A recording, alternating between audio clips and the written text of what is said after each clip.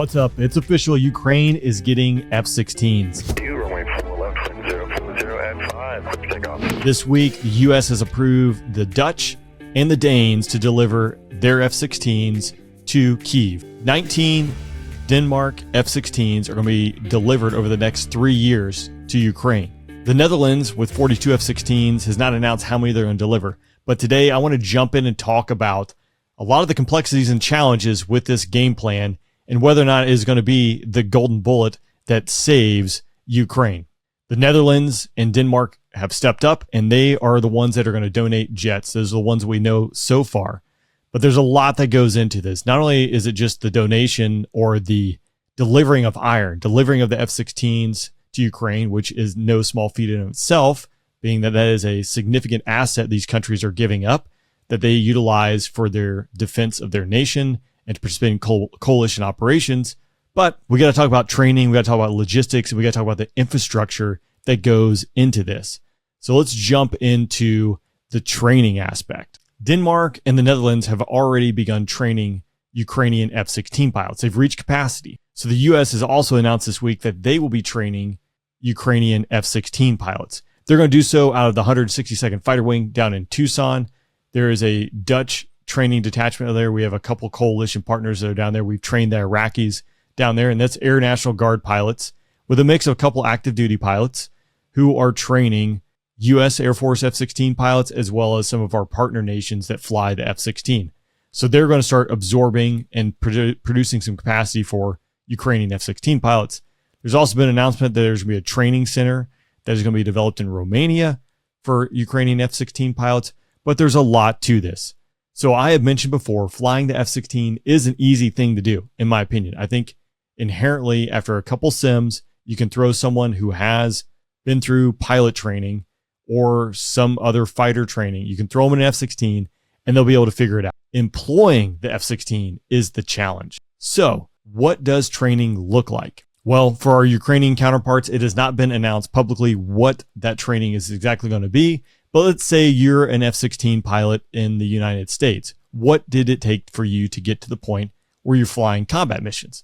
Well, you spend a year in pilot training, learning to fly in a basic trainer, and then most likely an advanced trainer.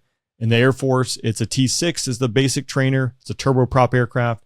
And then a T-38, which is a relatively old, supersonic capable, and I use that term loosely, trainer. And you're going to spend about a year between those two planes learning how to fly. Then you're going to go into Introduction to Fighter Fundamentals, a 6 to 9 week course, learning some basic fighter pilot skills and terminology, and kind of getting you ready to go into the B course.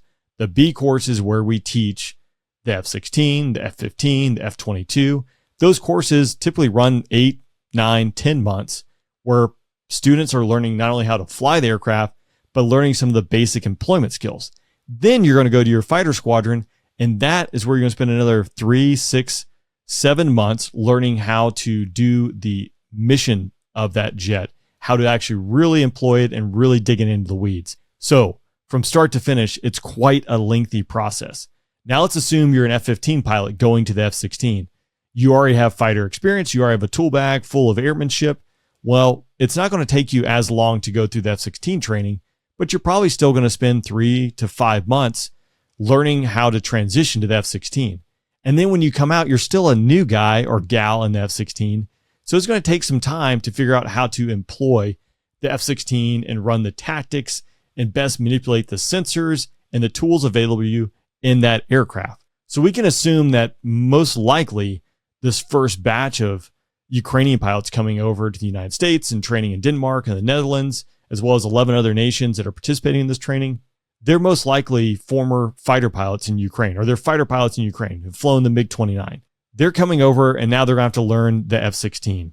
You do have a language barrier. Like most likely, they have some English proficiency, but they've been flying around in a jet that was developed by the Soviet Union, and now they have to learn the Western style of aircraft, terminology, etc. So those are some challenges, but they're going to spend the time figuring out how to fly the F-16. Now they're basically dangerous enough to go out there and fly it and employ it. But really when it comes down to like, how do you best utilize this jet for what its strengths and what its weaknesses and capitalizing on those and monitoring those strengths and weaknesses, That's where it takes years and years of experience and lots of reps to make it happen. So that's a significant challenge in and of itself.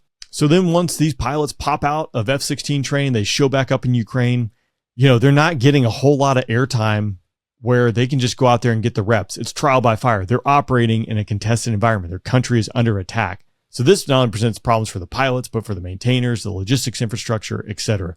That's baseline. They are in a conflict that is going to present challenges undoubtedly, and they're operating in an environment that is contested.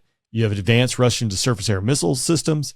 You have Russian fighters, all of which are very capable and can present challenges to the F-16 and any modern fourth generation fighter today. We've gotten accustomed, we've gotten used to operating in uncontested environments over the last 20 years. People think Iraq, people think Afghanistan. Well, there's no enemy fighter that's scrambling from a base, launching to attack you, and there's no advanced surface air missile systems that are shooting you down from the sky. So the environment has changed, the tempo has changed, and these are all factors to consider when we're talking about Ukraine getting F-16s. It's not going to be the golden BB that turns the tide of this war. Next, let's talk about the maintenance aspect. Just like the pilots, maintainers have to be trained, and it takes a whole army of maintainers to make the F-16 fly. These jets are probably somewhere in the neighborhood of 30 to 40 years old. They take significant amount of maintenance in order to keep them flying and airborne. Even if it's a healthy jet, a post-flight still requires several maintainers doing routine maintenance to keep this thing airworthy. It's not an easy feat. So you have to train your maintainers, which again, you're learning a very complex system and systems. And now you have to go out there and take that knowledge and learn on the fly, again, in a contested environment. Now, this is also to say you need parts, part of that logistics infrastructure, being able to support the parts in the aircraft, the fuel, all these things. We're not even talking armament and weaponry. That's a whole nother thing in of itself. But even in the U.S. Air Force, last year, the F-16 mission capability rate, according to the Department of Defense, was about 70%, meaning 7 out of 10 U.S. Air Force F-16s were able to go to combat. 3 out of every 10 were not. They were down for heavy maintenance. Maybe they're being cannibalized for parts, etc. So we take that as an example. The nation, or I guess depending if it's the U.S. or China, whatever year it is, who's spending the most money on their defense. We're spending a lot of money, and that's the best we can do. I think it's fair to make an assumption that Ukraine is going to have significant challenges based on the environment, based on it being a new aircraft to them, and then trying to figure out how to keep these things airborne when they're probably flying them as much as possible. So again, more problems and challenges with that. Also to be noted that F-16s, there is a multitude of blocks and variants. We have A, B, C, D models. The U.S. Air Force is flying C and D models. D models are not combat coded. In the U.S. Air Force, we have Block 25s, Block 40s, Block 42s, Block 50s, Block 52s. All those have slightly different variations when it comes to avionics, engines, etc. Inherently, the airframe is basically the same, and the performance is roughly the same with some differences of the engine characteristics, but maybe a difference between analog flight control system and digital flight control system. So when we jump to the Ukrainians getting F-16s that are being donated, there is going to be a difference between the Dutch F-16s and the Danes when they donate their F-16s. They're both Block 15s to my knowledge, but again, the Dutch might have different upgrades or different avionics or different suite than Denmark purchased when they acquired their F-16s. So again, there's one more challenge or difference that's going to be induced into this problem set. Piggybacking on the logistical aspects, so one, we got to make sure that there are parts available for maintainers to work, tools available, spaces for them to work, as well as the knowledge to be able to work. But just the infrastructure for the F-16 alone does require some differences. Now, Ukraine has been operating MiG-29s. I'm not an expert when it comes to the MiG-29, but I think we probably can assume the performance when it comes to runway infrastructure is similar.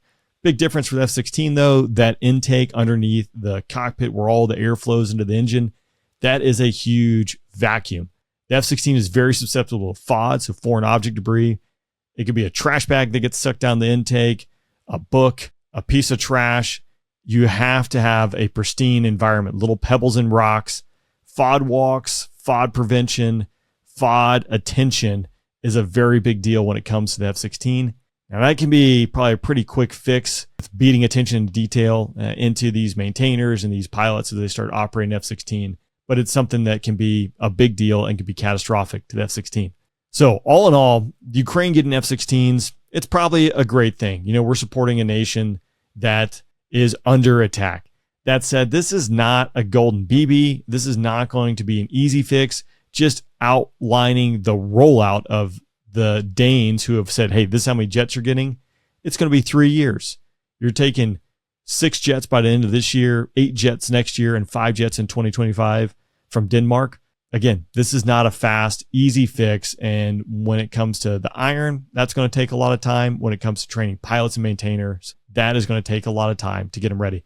Let me know what you think about this. If you enjoyed this episode, you're watching over YouTube, drop a comment down below, send me an email. You can go over to the afterburnpodcast.com and reach out via the contact section if you have some feedback for this.